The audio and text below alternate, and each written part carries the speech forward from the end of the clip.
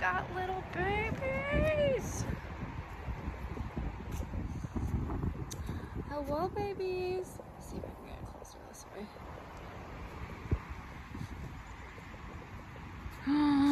Good morning. So we have Sadie, Tilly, and Phoebe. Oh, so precious.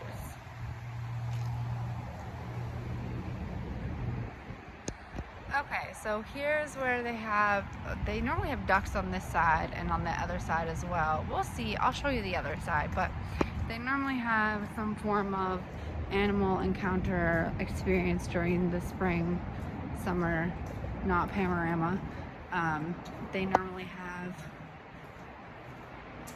excuse me, they normally have where you can touch like a bunny or a cat or whatever, kind of like right here, and they do a little educational experience about it. There's the Coles Wild Theater. It is a free show. I think it runs like 3 or 4 times a day in the summer and springtime, so check that out because they're really fun. Even for adults, they're very comical, and they really showcase animals. Got the chickens here. Let's see if we got anything on this side. We do not. Oh, we do. We do. What's with that?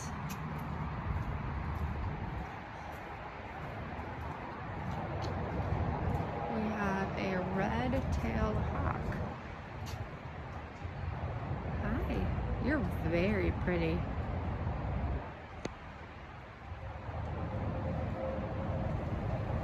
Oh no, so they have him because he's blind in his left eye, because he actually ended up having West Nile.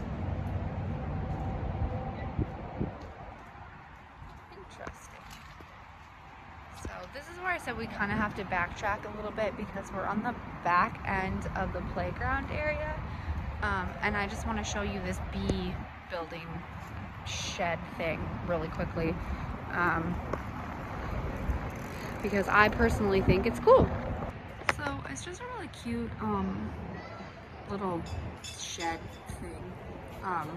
It just kind of shows you how like honey is made and stuff. So you have all the products here, and like beeswax and candles and what have you. And then over on this side you have all the, you know, like the smoker and everything that you would need. You can kind of see, I know it's like really wet, but just kind of all the equipment. And then we have a nice little pond here as well. Here's kind of a better look-ish at the Coles Wild Theater kind of stage area. There's a perch there because they normally have, I believe it's a hawk, fly down in one of their shows. But it's really cool, and the shows change up too, so it's not like this, like the same thing every year. You can kind of see another perch area too up there. Highly recommend doing.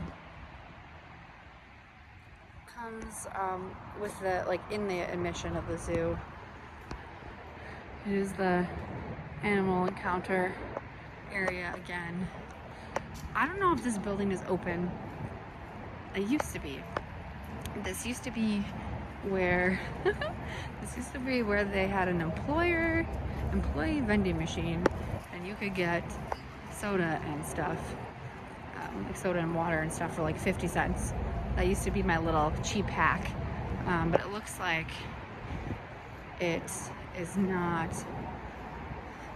open, and it looks like it's just a administrative, like, office building. So there's like marketing and what have you here. There is bathrooms right here though. If you don't want to deal with a whole bunch of people, there's bathrooms right here. But I found the elusive employee vending machine. There's only 75 cents for a can. Very reasonable in the family farm building. Bathrooms aren't busy. Check it out.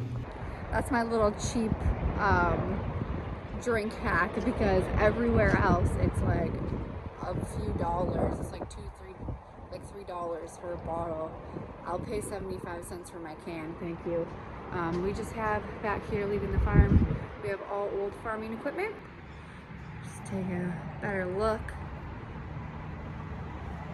I think the old farming equipment is really neat.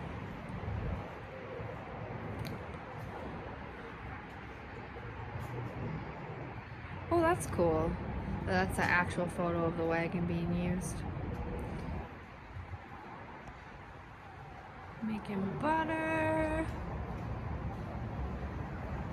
So, yeah, that is like the entire family farm area. Okay, so after the farm, it just takes you up the hill, back to the main entrance, but there's like a rope course here with a zip line that goes all the way there. A gift shop, this is like the main entrance, or the main building. A gift shop, which we're gonna go into in a hot second. More restroom areas. This restroom is normally really busy in the summertime. Here's a zip lining. There's a picnic area behind there where it says Zoo Terrace. And they normally have picnic tables kind of lined up in this area as well, which is a good place to eat. They have a random hurricane simulator machine. Oh, sorry, Arctic Blast for $3. But here's the train station. Safari train station. They are closed for the season, but they weren't 2 weeks ago. They were still up and running. Got a nice little topiary. And then here's the carousel, which is actually still open. Let's see how much it is. I can't remember how much it is. Okay, so it's $3 per ride. And here's the terrace area. They do like live bands and stuff here, as well as in the flamingo, area in the summertime. And then you can also rent this out for a private party. The carousel is really cute. It has like zoo animal, so instead of like just horses, and there's like pandas and tigers and bears. Oh my! Oh, it should have been lions, tigers, and bears. Oh my, not pandas. But it's $3 a person. It's not too bad. I guess it's pretty reasonable. But if I had to spend money on something here, I would either do the zoo like tram area, which is right by the flamingos. That's in part one. Or I would do the train, in my personal opinion. But we're gonna check out do a quick tour of the gift shop real quick.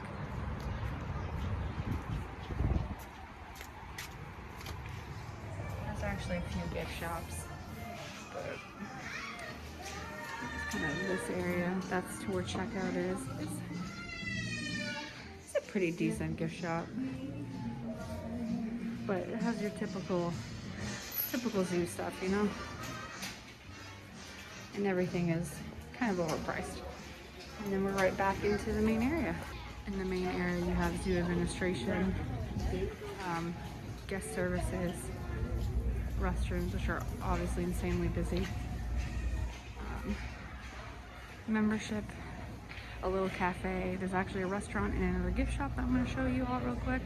Okay, so this used to be a secondary gift shop, but I guess it's not anymore. This is the flamingo room, but we have a cafe, another restrooms, and then like a restaurant area right here. And a lot more Christmas trees. But yeah, this place seems to be pretty popular to eat.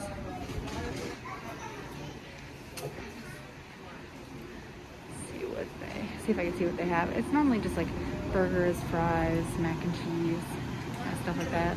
Okay, and that concludes our zoo tour. I ended up getting Trinity. So each month they do like a sponsor adopt an animal. You get the certificate, you get the plush, you get whatever. Well, for Valentine's Day, I believe this year, I got as a gift sponsor an animal, Trinity, but it was just something that they did for me for February, so there wasn't a plush. Well, you could sponsor Trinity, I think, last month, and I was told to call when the new month started to see if they had any extra plushes left over, and they did. So it was $8, but it'll come with, I have my certificate now and all that stuff, so I'm gonna frame it and I'm gonna set this by it because yeah, Highland cows are my favorite. Okay, parking hack. So the zoo is literally right there. There's a walking entrance. You're just going to, this is where you're gonna park.